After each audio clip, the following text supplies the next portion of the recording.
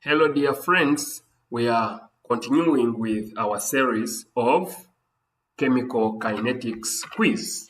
So let's look at these questions. The overall rate of a multi-step reaction is determined by the fastest step, the slowest step, the number of intermediates, and the equilibrium constant.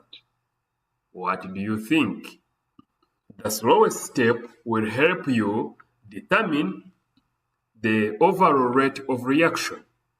The slowest step is called the rate determining step, as it limits the overall rate of reaction because subsequent steps cannot proceed faster than it. What is the graphical representation for a second order reaction? Is it concentration of the reactant versus time, which is linear? Is it the natural logarithm of the concentration of the reactant versus time? Is it 1 out of concentration of the reactant versus time? Is it concentration of the reactant squared versus time? What do you think? The answer is 1 out of the concentration of the reactant versus time.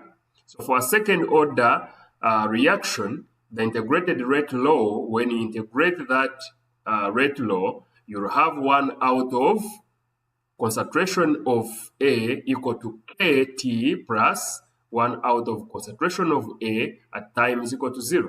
And this is a straight line when plotting 1 out of concentration of A versus time. A reaction has a rate law. Rate is equal to K, concentration of A power 0 times B. What is the order with respect to A? The order with respect to A obviously will be the power which is above the concentration of A. So, what do you think? The answer is 0. The exponent of A is 0. So the rate is independent of A, making it a 0 order with respect to A. Which is not included in the rate law expression? Look at this. Reactant concentration, catalyst concentration, product concentration, and rate constant. Which one is not included in the rate law? You know the rate is equal to K times the concentration of the reactants raised to a power which will give you the order of the reaction. So the product concentration is what is not there because the rate law is not defined by the products but by the reactants. So the rate law depends only on reactant concentration, not products, because the reaction rate is determined by the initial step. Good. The half-life of a second order reaction, A is a constant, B increases with time, C decreases with time, does not depend on concentration. What do you think? So the answer is B, increases with time. So for second order reactions, half-life is equal to 1 out of K times the concentration of reactant A at time is equal to 0. So as A at time is equal to 0 decreases with time, the half-life increases. If the rate constant K doubles when the temperature increases, this is due to increase in activation energy, decrease in activation energy, increase in the frequency of collisions, increase in the effective collisions.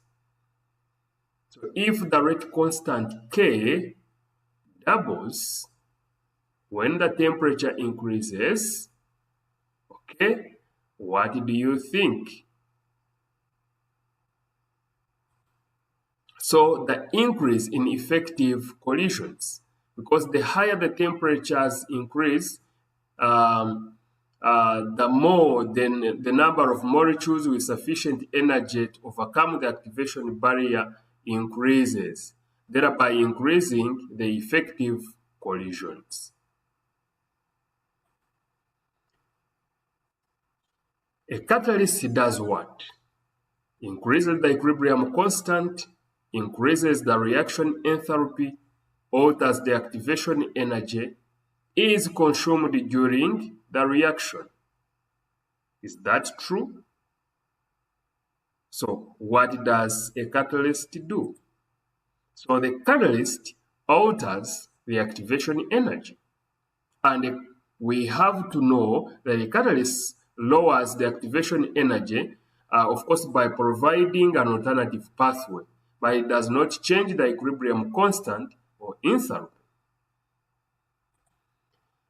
For a reaction whereby 2 times the reactant is giving us a product B, the rate law is rate equal to K times the concentration of A squared. So doubling A, what would happen? Of course, this is what has been given to us. Remember the rate, these powers or the exponent here, for example, 2, is independent of the stoichiometry of the reaction. But that 2 is always determined, or whatever is here as a power is always determined through an experiment. So when they did the experiment, they came up with this rate law. So doubling A, what would happen? Doubles the rate, triples the rate, quadruples the rate, halves the rate. So if you put 2 times the concentration of A, obviously the rate would be 4 times. Okay, so let's see if you know it. Obviously it is quadruples, as I had earlier on hinted.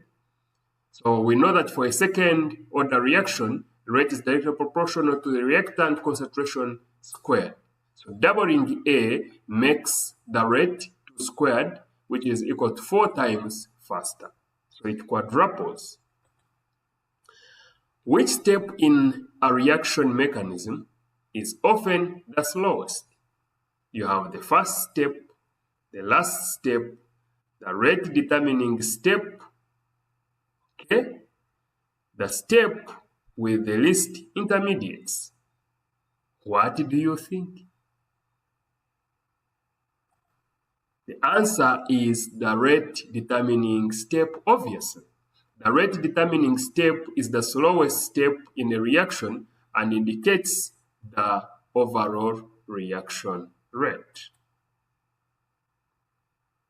If a reaction is a second order overall, the rate law could be rate is equal to K times the concentration of A, K times the concentration of A squared, K times the concentration of A times the concentration of B, both B and C.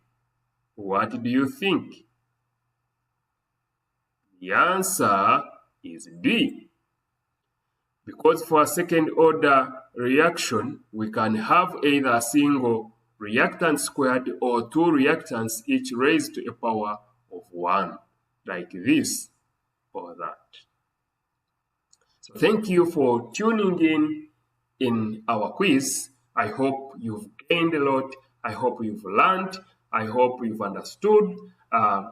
Please, you can go back and pause on each and every question so that you can understand better. You take notes. This is going to be so important in your life and also majorly in your academic life. Remember to subscribe. Remember to share. Remember to comment so that we can serve you better. See you in the next lecture.